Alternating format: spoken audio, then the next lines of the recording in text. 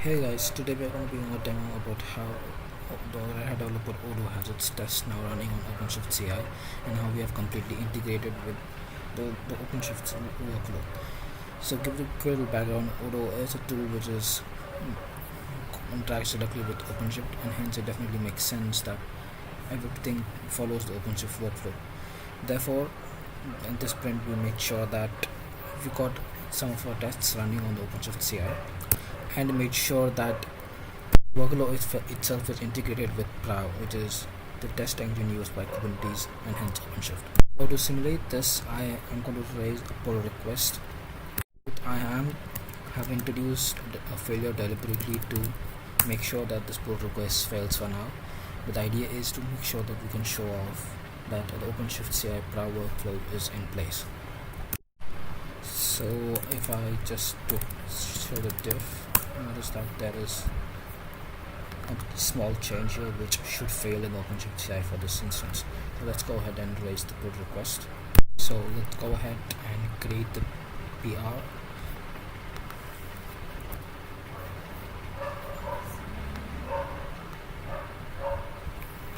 You see that the tests are initially being initialized.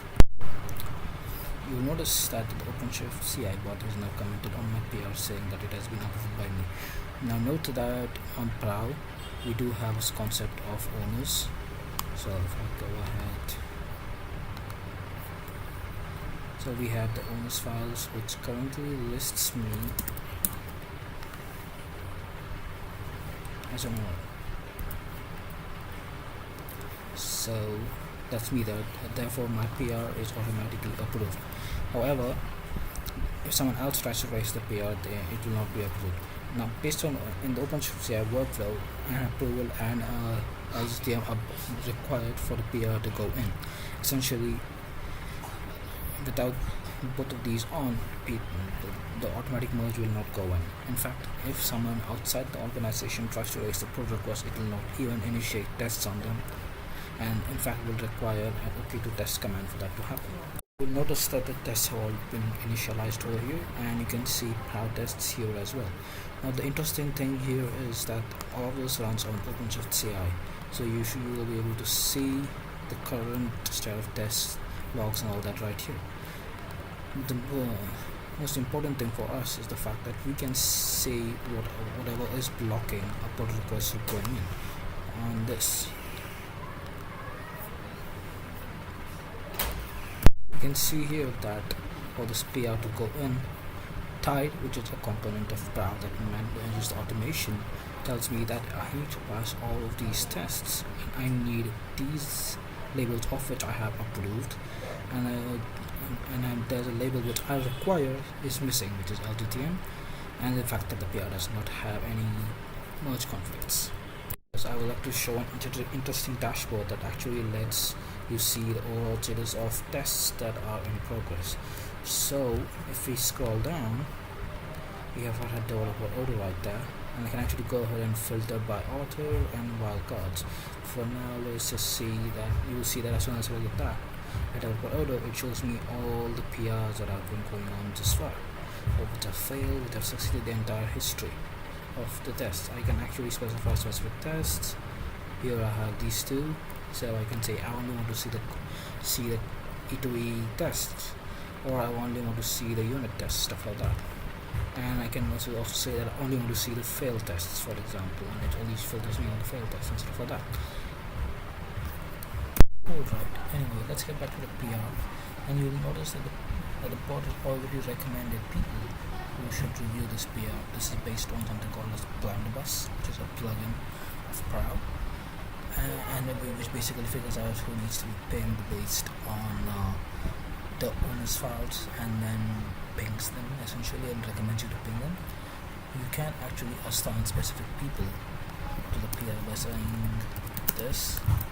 Note that only people who are part of the org can be assigned, so I could say this guy and assign Emmett to the PR.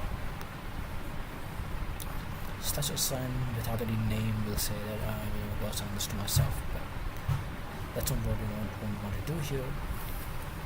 There you go, the bot is assigned Emmett to the PR.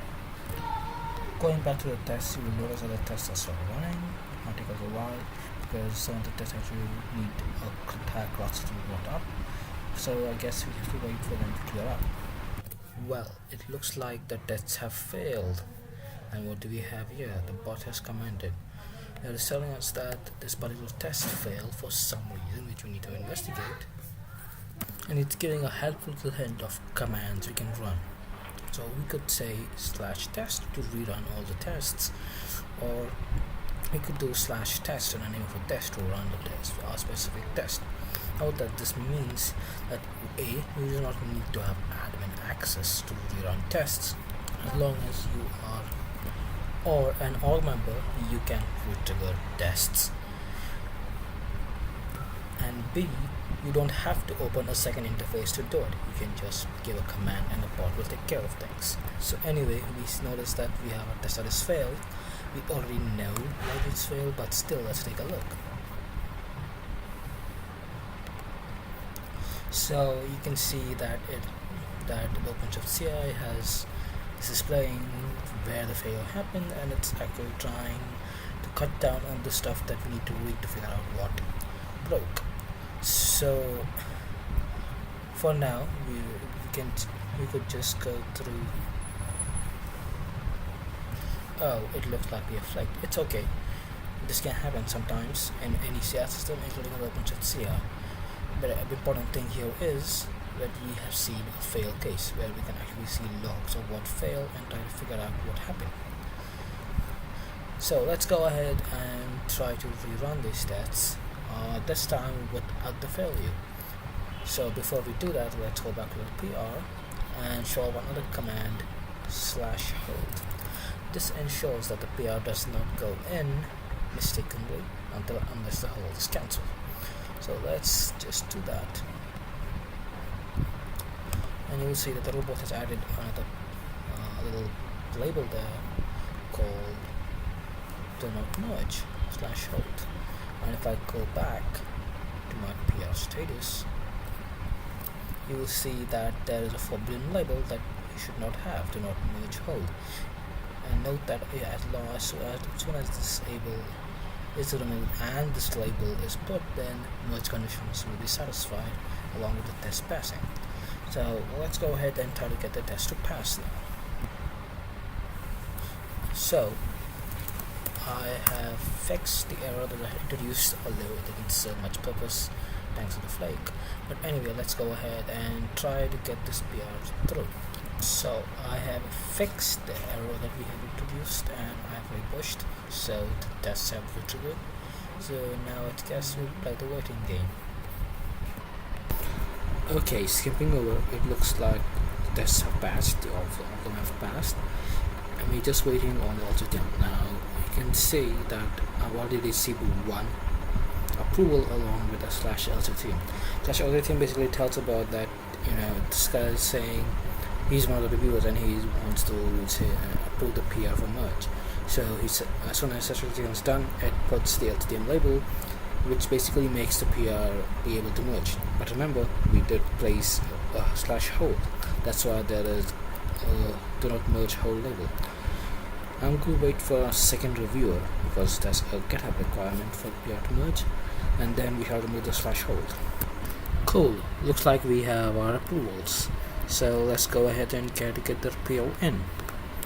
Notice that I will not be using the usual squash and merge method here because OpenShift CI assumes that we don't have right access to the repository. And in fact, no one usually has right access to the repository, even if you are a collaborator in both Kubernetes as well as OpenShift. Alright then, so let's cancel the hold and see what happens.